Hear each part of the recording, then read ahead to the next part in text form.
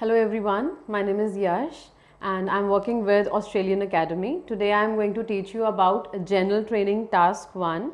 So here I have mentioned certain do's and don'ts of writing task 1.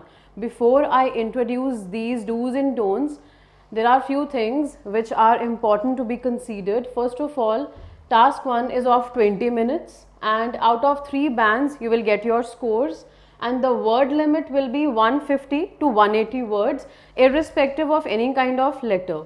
And another important thing is 3 to 4 paragraphs you need to make in all the letters. So here we can start with do's.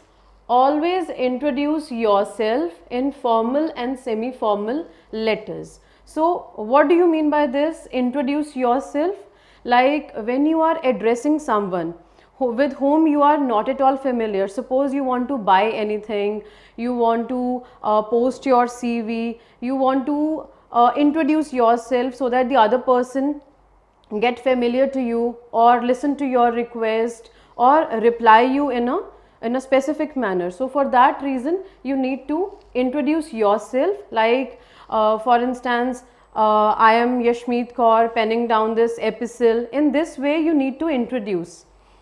Another important thing, always be polite in tone. See, when you are writing a letter, your tone matters a lot. You need to be so polite so that the other person feel like listening to your request, your query, your concern, with what very reason you are writing a letter. So your tone matters a lot. It has to be very polite. Apart from this, the important thing is, please do not force me to take any legal action. So this is a do. This is something important. It is a kind of an expression which we use in a letter where we are complaining, where we have a complaint to make, like you're not satisfied, you are not at all happy with the service. So there you can write, please do not force me to take any legal action. Means you want to continue with that very person, like the relationship is very important. Suppose this kind of conversation is between a tenant and a landlord, and there you are asking for a refund. So in that very way your tone matters a lot. It has to be polite and you have work from that very person. So rather than using a harsh word or language like I will sue you, these are the don'ts, and here I am exemplifying. Rather than using I will sue you, you can easily say, please do not force me to take any legal action. After this, writing date is optional. This is one very important criteria on which all the students have confusion whether to mention date or not. See, there are variations in all types of letters. So when you come across something like there, you need to mention a date, like you need to fix an appointment, you need to change some dates, you need to make a change in your plan or something like that. So there you have to specify date, like you can exemplify, like instead of Monday, I'll meet you on Wednesday on this very particular date. Another important thing is, you always use different tenses for letters. Letter is the only task where you have 2 to 3 bullet questions and your tenses have to be different. Like first bullet point is, you went somewhere, how was your experience? Another is, at present, how you feel?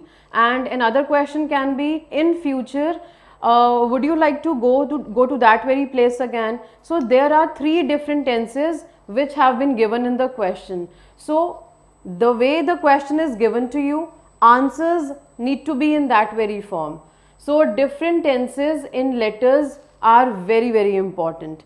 Next very important thing is, always write English name to whom you are writing any letter. When you are addressing someone in formal, semi-formal, informal letter, like we always begin with dear sir or ma'am when you are writing, dear Mr. Andrew in semi-formal letter, like you are addressing the name of a person. Or when you are writing a letter to your friend, In that very way, you write the first name only. So, you need to use an English name. Fine. Then, after these do's, there are certain don'ts which are very important to keep in your mind. First is, never use rude or harsh language even if you are complaining. Relevant to this point, I have already given one example of this. So, you are unhappy, still your tone need to be very polite. So, there is a correlation between these do's and don'ts. So, this you need to keep in your mind. This is very dangerous when you use it in your writing. So, avoid the usage of these very particular harsh words. After this, do not give any address. By this, I mean that your personal information is not important. Your name is important, your telephone number, your email ID, your home address, these are not at all important in your letter. Once you are done with your opening, your body paragraphs, now in the salutation, avoid the usage of XYZ. XYZ generally we teachers use in class to exemplify anything, but as a candidate, there has to be a prohibition on the usage of XYZ and any foreign name in salutation, because when you are writing in between the letter, like in formal letter or semi-formal, where you have introduced yourself, you have clearly mentioned that I am Yashmeet Kaur penning down this epistle. There you introduce yourself. Then in the salutation, you need to mention your own name. If the candidate mention any foreign name, then out of 3, chances are very less that you can score 2 or 2.5. Then you will land up to 1 band only. So for that reason, please keep all the do's and don'ts of general training task 1 in your mind. Now let's start with 3 types of letters: formal, semi-formal and informal. Informal letters where you do not know the addressee personally. Addressee means to whom you are writing. For instance, local council, any editor, director of studies, manager and so on. These are a few examples like to whom you can address your letter. So, where we do not know the addressee personally, we have to mention our name. And where the person is unknown, we need to begin. Do not put this star mark here, I am emphasizing, so for that reason I have mentioned such symbols. So, dear sir / madam, because we are not familiar with the gender. For covering that risk, we mention both the genders, sir / madam, commas, punctuation marks are very important.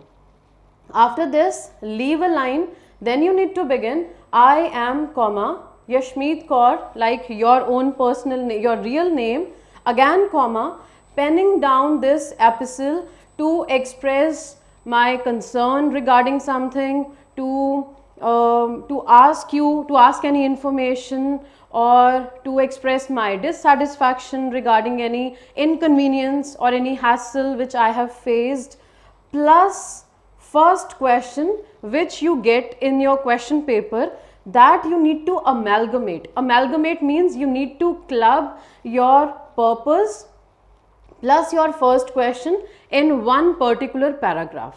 By following this format, I have also scored my desired band score. So, I am sure you will also score 7 or more than that.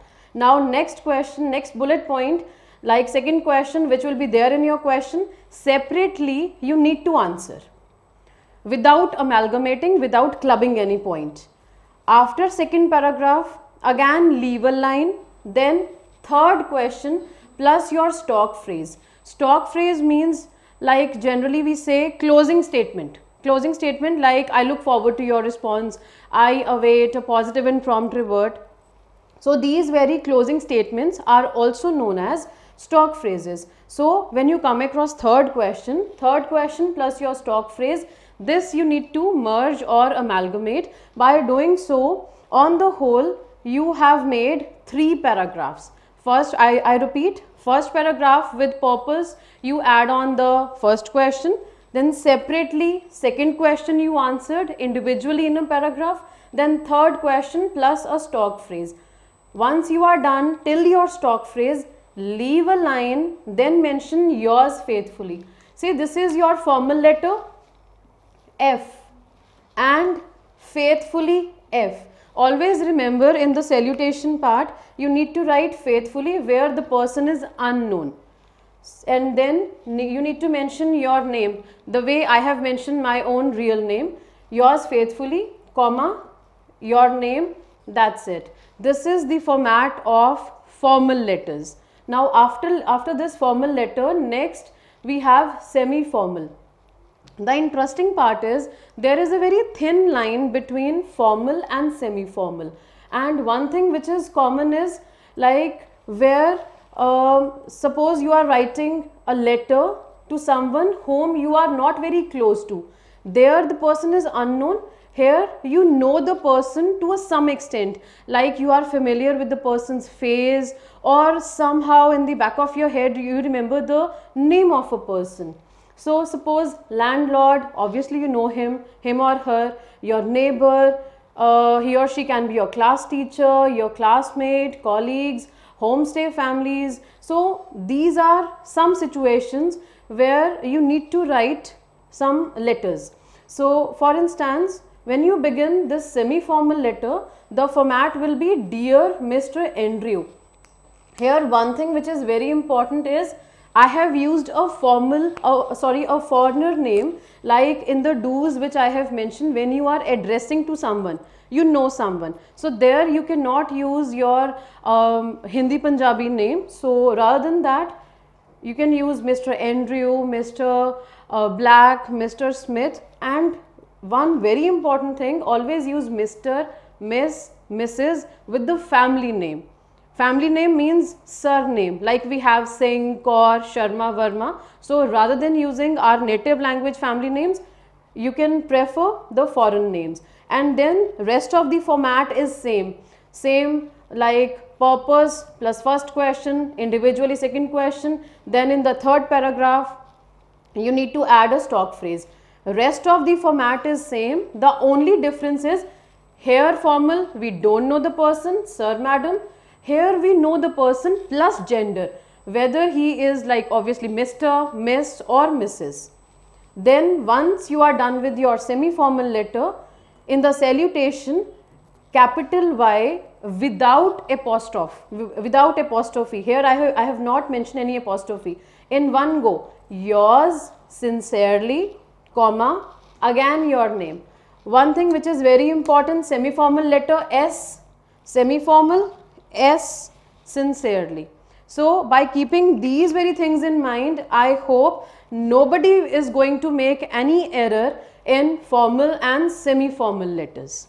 So after both these kinds of letters, we have informal. Informal letters are basically where you write letters to your friends only. And one thing which is very important, you will not get any letter to write to your family or relatives, though the name is informal, that like you need to write to your friends only. And it is I'm 100% sure that family or relatives inke letters nahi aate. Next, should include some personal information to give personal touch. You are writing a letter to your friend, you know him or her. So for that reason, to showcase the kind of bonding, the kind of relationship you have with your friend, you need to add something like Dear John, hello, because in formal, semi-formal we cannot use this. I am at pink of my health and hope you would be sailing at the same boat, plus your first question. So if you have noticed, in the rest of the letters I have not used this very expression or opening line, because here I am showing connectivity to that very person. Then as per the format, second question individually in a paragraph you need to answer. Then same third question plus your stock phrase, like suppose you are inviting your friend, then you can say I hope you will come before time, or generally after the completion of third question, you can write see you soon, I'm eager to meet you. These very expressions will help you in all the letters where you are writing to your friend. After this, you need to write yours loving friend, comma, again your name. Though there is a difference between all three types of letters, but to a large extent the inner body parts of all the paragraphs are same.